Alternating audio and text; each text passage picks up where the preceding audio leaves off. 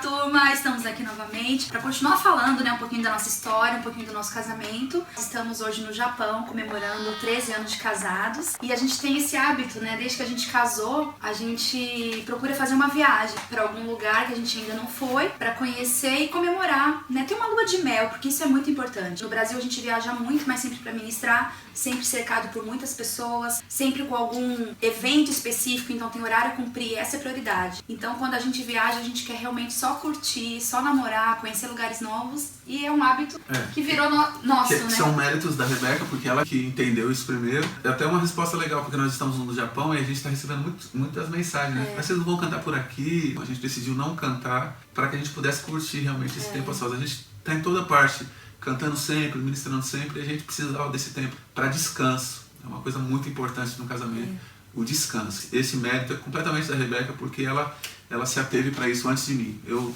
durante muito tempo no casamento mesmo, eu fui o que se chama workaholic, que é aquele viciado em trabalho, sabe? Sempre queria estar trabalhando, e ela teve essa ideia. Para quem acha que a gente, está surfando na onda da grana, tá viajando pro mundo inteiro, a gente se programa bem para isso, a gente acumula milhas às vezes. A gente não tem filhos, então a gente não paga convênio, escola, alimentação, então a gente consegue, né? A gente consegue se programar para isso, porque a gente considera isso importante. Na verdade, prioriza isso. Uma curiosidade que a gente não falou anteriormente, quando a gente se casou, nossa primeira lua de mel foi de carro. Búzios. E foi presente de um padrinho. Presente de um padrinho, porque a gente não tinha grana para viajar. E a gente curtiu muito aquele tempo. A gente foi de carro, viajando até o Rio de Janeiro, do Rio de Janeiro acho que atravessa a ponte, né? Isso. A gente foi até Búzios. Foi um tempo muito precioso, não é porque faltava grana para tudo que a gente não conseguiu se divertir. De jeito nenhum. Então fica a dica para você que é casado, que a falta de dinheiro não seja um pretexto para você não tentar pelo menos sair da mesmice, da rotina.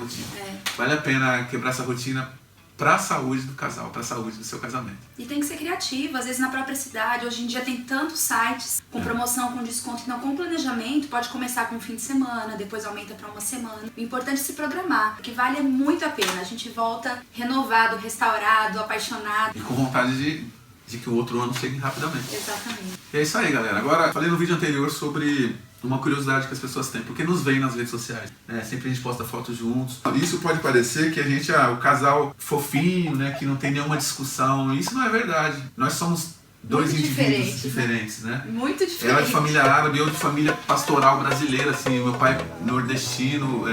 Estou dizendo isso porque é aquela coisa muito mais aberta, tipo assim... com muita gente, casa sempre cheia. Na minha casa era assim, tipo, domingo tinha almoço e eu levava um amigo sem avisar minha mãe às vezes e ela não ficava... Ou vários, né? Ou vários.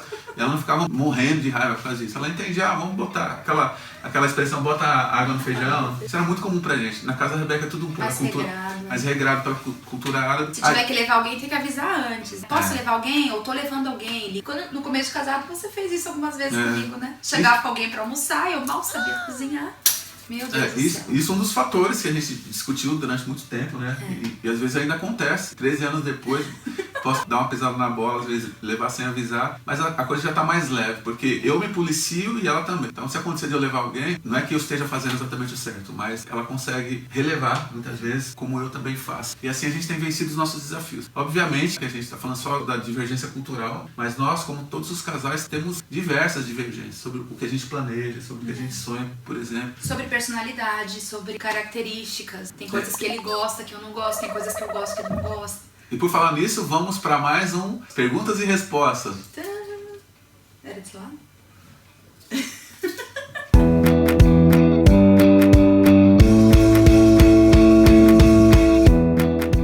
Alguém escreveu uma coisa que eu achei interessante. É uma bobeirinha, mas eu acho legal. Casamento não é aquele negócio onde todas as peças coloridinhas se encaixam perfeitamente. O nome disso é Lego.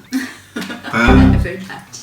Casamento é um mistério, é um milagre onde cada um abre um pouco mão do que pensa ou do que quer às vezes para entrar em concordância com o outro. É uma renúncia constante. E acho que se os dois fizerem isso, é o segredo para dar certo. E uma coisa que eu sempre falo, quanto mais próximo de Deus eu estou, mais próximo do Baruch eu me sinto. Então acho que o maior segredo é uma regra, né? A pessoa fala que é uma pirâmide, tipo de 3 pontos. Não fica com o dedinho parado, fala eu. E Deus. Então, quanto mais próximos nós estivermos de Deus, mais próximos nós estaremos um do outro. Esse negócio da pirâmide não tem nada de esoterismo, tá, galera? Essa é uma forma de demonstrar de forma prática o que é o relacionar-se com Deus e relacionar-se um com o outro.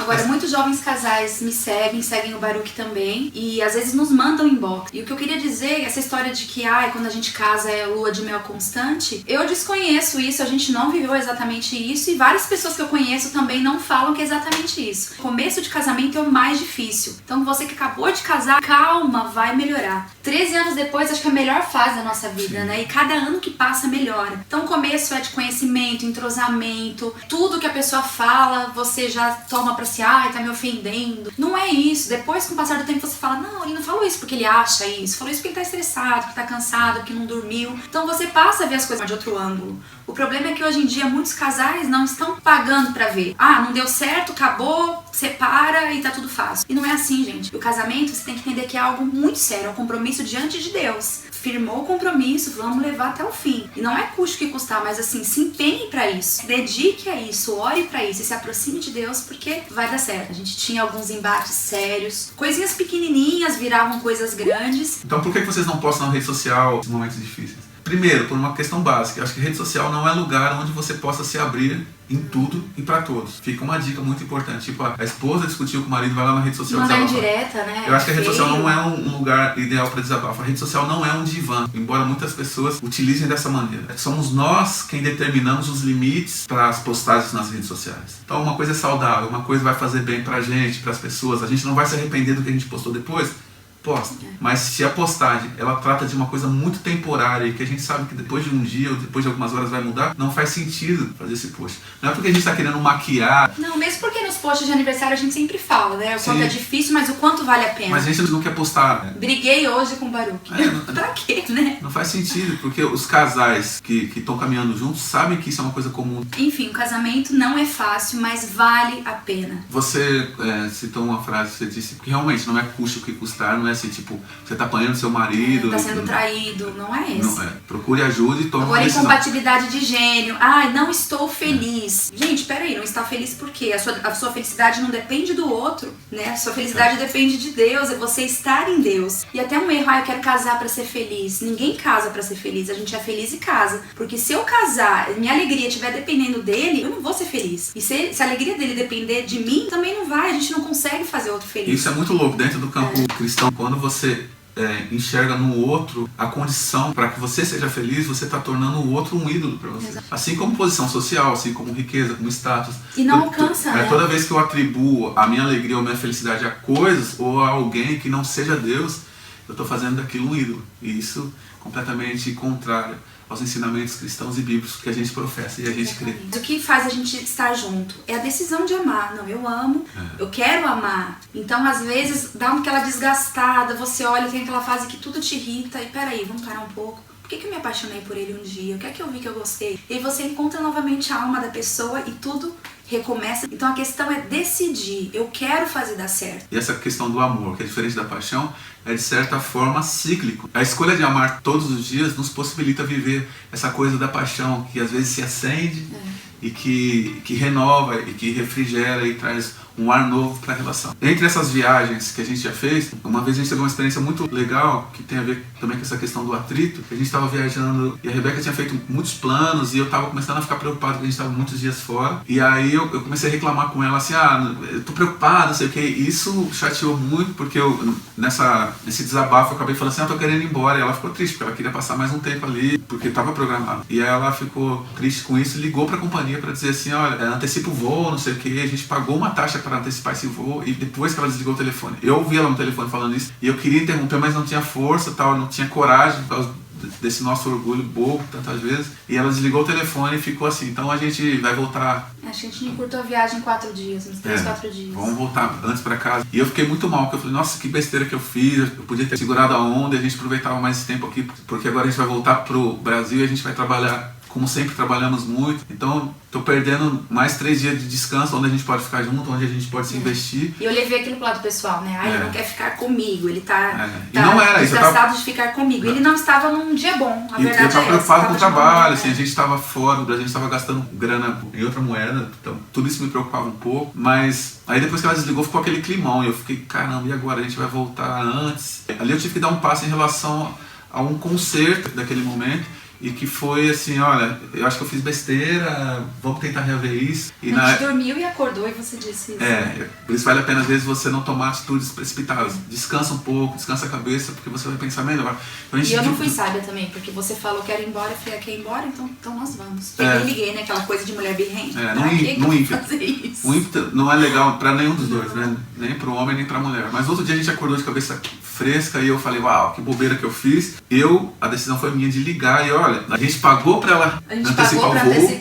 E eu liguei lá e tive que pagar de novo pra deixar o voo como estava anteriormente. Mas valeu muito a pena, porque nisso eu aprendi que quando a gente não fica perdendo tempo atribuindo o erro daquilo ao outro, quando a gente assume o erro como nosso, e a gente conversou sobre isso depois que eu tô ligado. A gente decidiu não culpar, né? A culpa é dele porque ele falou que quer ir embora. A gente não, a culpa é minha porque ele falou, eu peguei e liguei. Não, a gente assumiu o erro pros dois. E aí o acerto ou o conserto da situação também passou a ser mérito dos dois. Então fica uma dica pra você que tá vivendo um momento difícil. Não adianta você ficar nessa de culpar o outro, esperar que ele assuma a responsabilidade.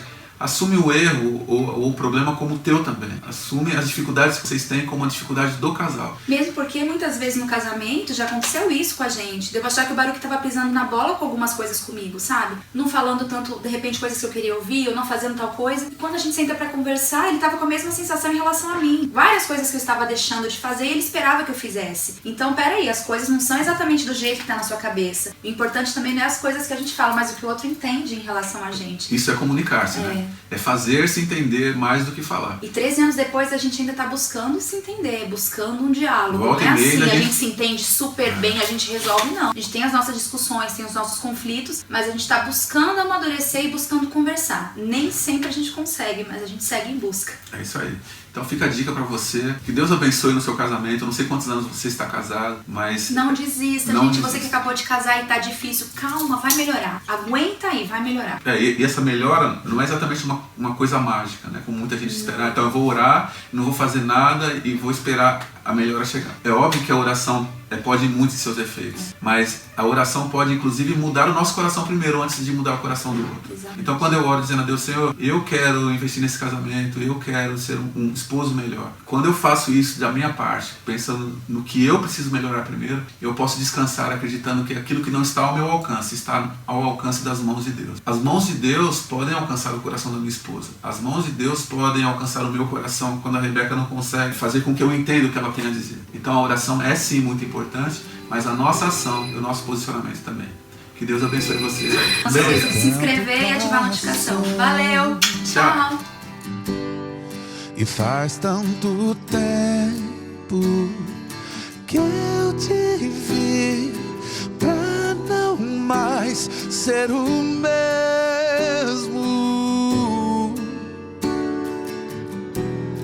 Cidades distantes